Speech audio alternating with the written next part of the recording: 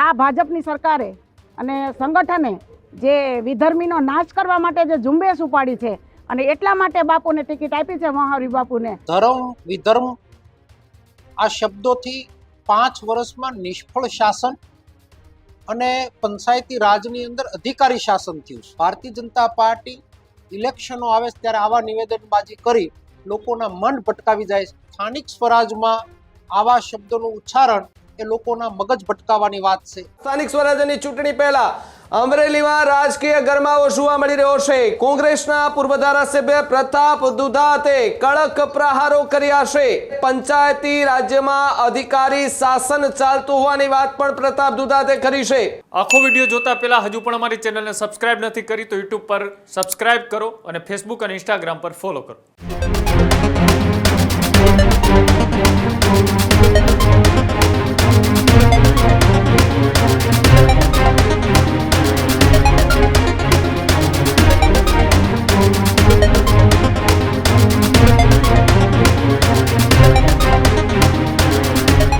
અમરેલીમાં સ્થાનિક સ્વરાજ્યની ચૂંટણી પહેલા એક મોટો વિવાદ ઉભો થાય તેવી પૂરેપૂરી શક્યતાઓ જોવા મળી રહી છે. જી હા, સ્થાનિક સ્વરાજ્યની ચૂંટણી પહેલા અમરેલીમાં રાજકીય ગરમાવો જોવા મળી રહ્યો છે. કોકિલા કાકડિયાના એક નિવેદનથી રાજકીય પ્રતિક્રિયાઓ તેજ થઈ ચૂકી છે.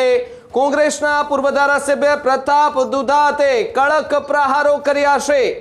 ધર્મ વિધર્મના મુદ્દે નિષ્ફળ શાસન છુપાવવાનો પ્રયાસ હોવાની વાત અને આવો આરોપ પ્રતાપ દુધાતે લગાવ્યો. જ્યારે પંચાયતી રાજ્યમાં અધિકારી શાસન ચાલતું હોવાની વાત પણ પ્રતાપ દુધાતે કરી છે. મતદારોનું મન ભટકાવવાનો પ્રયાસ થાય છે તેવી વાત પ્રતાપ દુધાતે કરી છે. જ્યારે અમરેલીમાં છેલ્લા 5 વર્ષમાં સતત ભ્રષ્ટાચાર થયો હોવાની વાત તેઓ પ્રતાપ દુધાત કરતા જોવા મળી રહ્યા છે. ચૂંટણી સમયે આવા નિવેદનોથી લોકો છે તેમને ભટકાવાય તેવો આરોપ છે.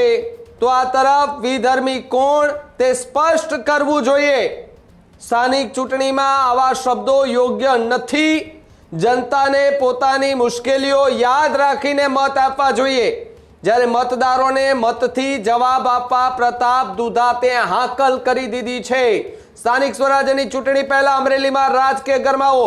અમે સવારે જ કહ્યું હતું કે કોકિલાબેન કાકડિયા કે જેમનું આ નિવેદન એ અમરેલીની અંદર જે રાજનીતિ છે તેમાં ક્યાંક વિવાદનો વંટોળ એ જોવા પણ મળી શકે છે અને અત્યારે એ જ થઈ રહ્યું છે.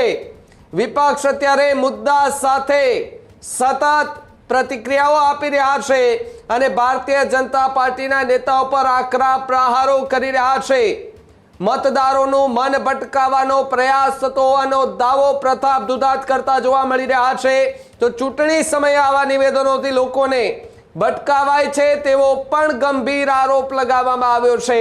ત્યારે ચૂંટણી સમય આવે છે ત્યારે જ કેમ આ પ્રકારની વાતો થાય છે, કેમ આ પ્રકારના વિવાદો ઊભા કરવાના નિવેદનો અપાય છે, એ પણ એક સૌથી મોટો સવાલ.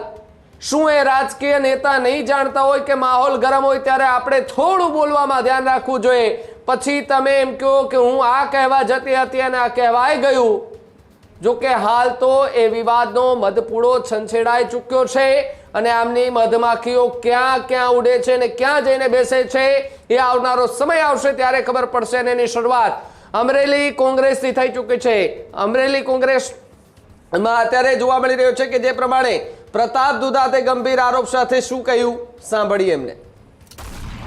જય દાન મહારાજ, જય બાબા સ્વામી.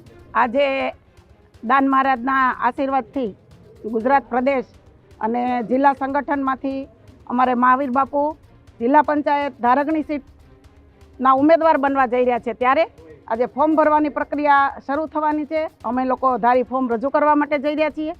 અને આ ભાજપની સરકારે અને સંગઠને જે વિધર્મીનો નાશ કરવા માટે જે ઝુંબેશ ઉપાડી છે અને એટલા માટે બાપુને ટિકિટ આપી છે, મહાવીર બાપુને. તો આપણે બધા સાથે મળી અને આ વિધર્મીનો નાશ કરીએ અને ભાજપને સક્ષમ કરવા માટેના જે દાવેદારો ઉમેદવારો મૂક્યા છે એ ઉમેદવારો વિજય થઈને આવે એવી દાન મહારાજના ચરણોમાં પ્રાર્થના કરીએ છીએ. અને અમારે તાલુકા પંચાયતમાં જયરાજભાઈ છે, બીજી તાલુકા પંચાયતમાં અમારે બાપભાઈ છે. આ 3 ઉમેદવાર અમારે એમ કહીને કે ભાજપને વફાદાર અને ભાજપના વર્ષોથી કાર્યકર્તાઓ છે. તો એ બધાને જે ન્યાય આપ્યો છે ભાજપ પરિવારે, તો આજે પરિવાર થઈ અને લોકો એમને ચૂંટીને મોકલે છે અને મોકલવાના પણ છે. એ વિશ્વાસથી અમે આજે ફોર્મ ભરવા જઈ રહ્યા છીએ. જય દાન મહારાજ. હાલ સ્થાનિક સ્વરાજનું ઇલેક્શન છે. સ્થાનિક એટલે કે તાલુકા પંચાયત, જિલ્લા પંચાયત, નગર પંચાયત.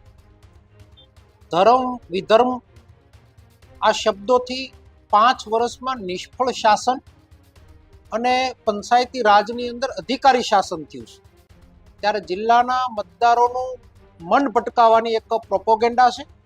આની અંદર આવ્યા વગર સ્થાનિક સ્વરાજના ઇલેક્શનમાં 5 વર્ષ સુધી સખત ભ્રષ્ટાચારો થયા છે. ત્યારે જાહેર જનતા એટલે કે અમરેલી જિલ્લાની જનતા સાથે ગુજરાતભરની જનતાએ સમજવાની જરૂરિયાત છે.